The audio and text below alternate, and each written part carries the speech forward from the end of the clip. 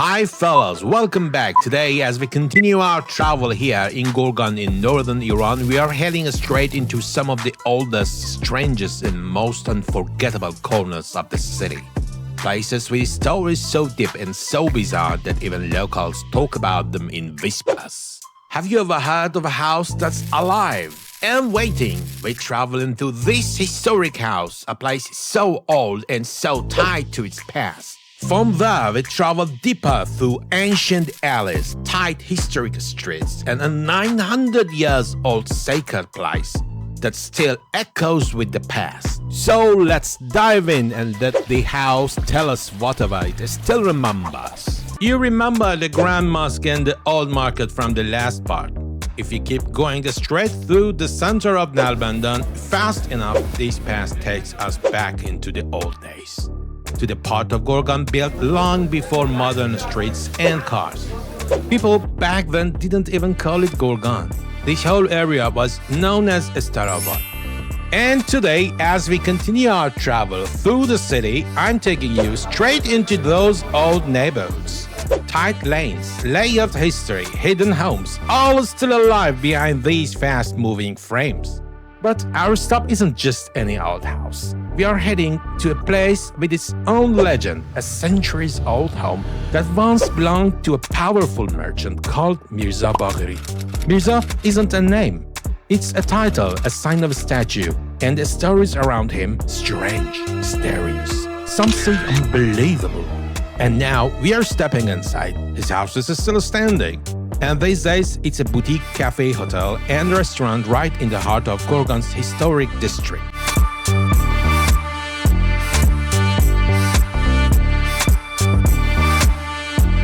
And as we walk through this beautiful space, moving between these arches and across these quiet courtyards, we are actually stepping inside the classic piece of Iranian architecture. Houses like these were built with multiple courtyards, each with its own purpose, some private, some public, some warm and sunlit for winter, and others cool and shaded for the heat of summer. Every corner was designed for the rhythm of life.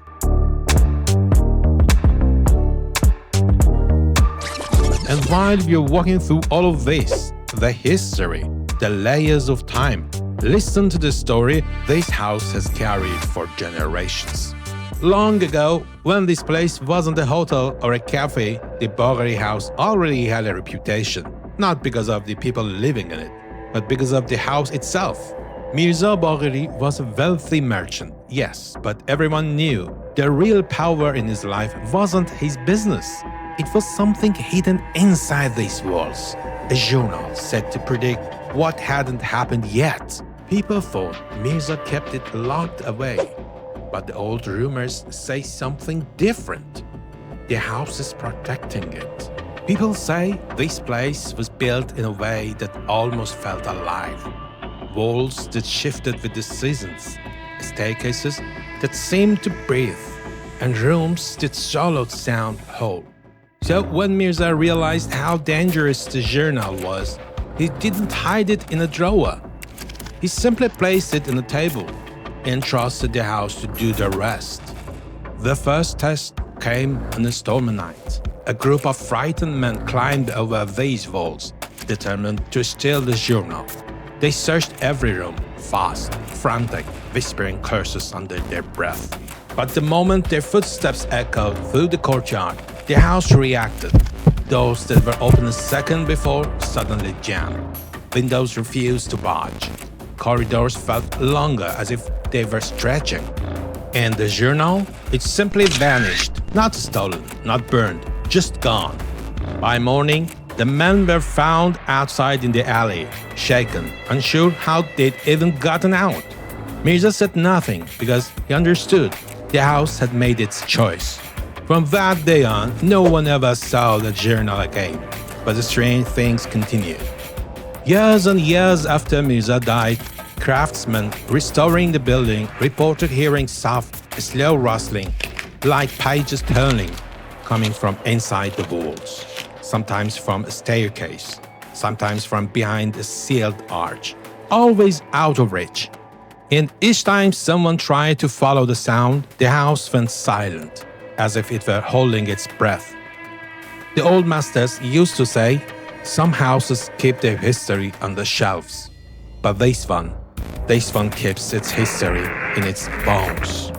And maybe that's why, even now, people say the Bulgari house isn't just old, it's waiting. But legend or not, one thing here is very real. The food is incredible. And if you're lucky enough and you book a table at the right time, you might even get your meal served in one of these private, pretty old rooms. And who knows, maybe you will be the one this house finally trusts.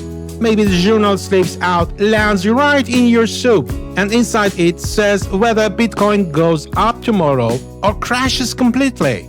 While we were filming in the back courtyard, suddenly a whole group of tourists poured in. Maybe they heard us talking about Mirza's legend, or maybe the house whispered it to them too. Who knows? Either way, before this place gets even more crowded, let's head out and keep moving. Well, right outside this house, there are good news too. The old place standing directly across from the House of Bulgari is finally being restored. There was a time when people destroyed old alleys and widened streets in the name of modernity. But now everyone is realizing something important. These houses matter. These narrow lanes matter. Because they give us the rare chance to walk inside history, instead of just reading about it. Now we've arrived at a really fascinating courtyard. The complex you see is the old Teravi School, a historic complex that's between 200 and 300 years old. Interestingly, it wasn't a school at first. It was a large private home belonging to the Teravi family. About 100 years ago, it was transformed into the first girls' school in Gorgan. It stayed a school for several decades, until it later became a maternity clinic. Nowadays, the building serves a completely different purpose. It's now the offices of the Cultural Heritage Department. We got permission to come in, but we can only film the courtyard in open spaces. We can't film inside the offices. Still, this historic yard with its trees, benches, and old world atmosphere is absolutely worth exploring.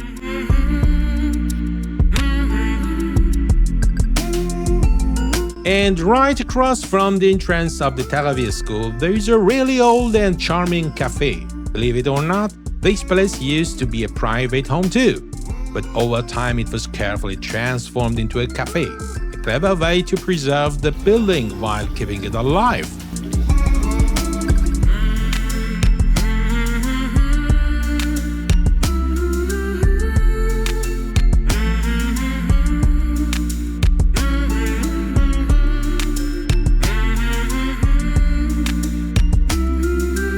You see these windows with their colorful stained glass carefully arranged.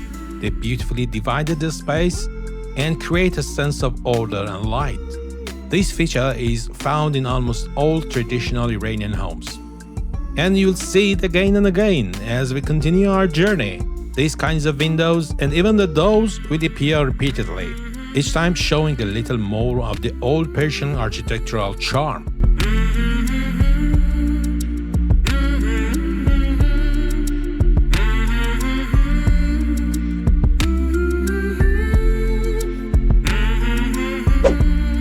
Wow, another tiny alley. Where did this one pop out from, and where on earth does it lead?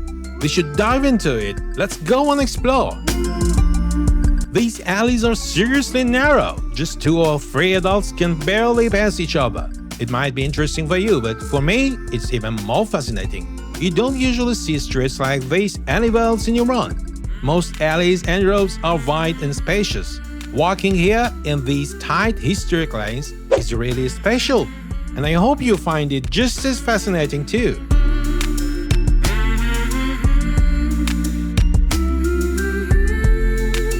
And at the very end of this super narrow alley, there is another cafe. Right in front of its entrance, there is a little blackboard that reads, "You'll survive more than you think." Alright guys, this little message honestly made my day. At least for me it hit. I mean, personally, I never thought I'd last this long.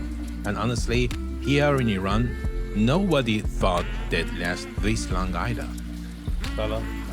Maybe you think I'm getting emotional or overreacting, but to really understand us, you've gotta follow the channel. So far, I've shown you the pretty side of Iran. Kind people, green streets, clean neighborhoods. But that's not the whole story.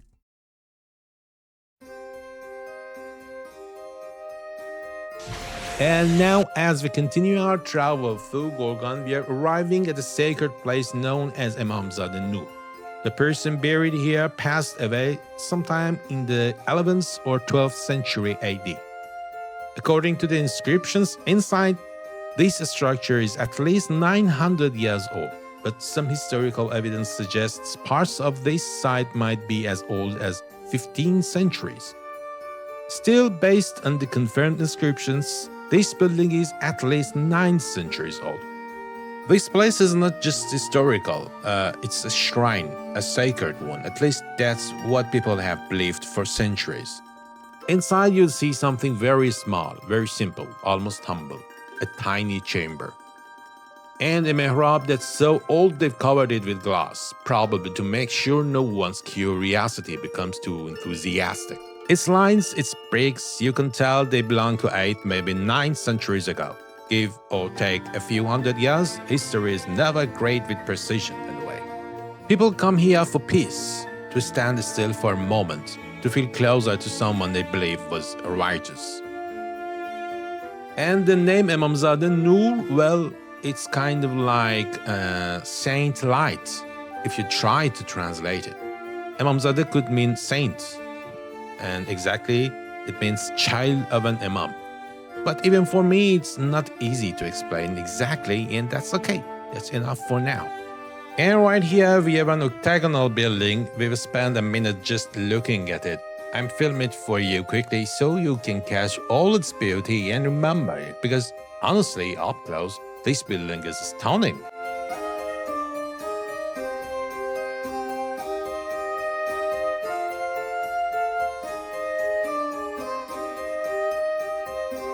And right here, there is an old minaret. Not sure exactly how tall it's today, but it's beautiful and really adds to the vibe here.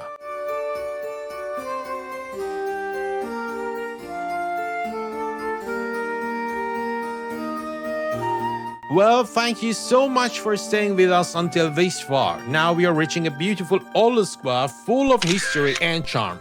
It has some colorful architecture too, but we'll dive into it in the next episode. So in the next video, we'll continue exploring this historic and beautiful spot together. Thanks again for joining us.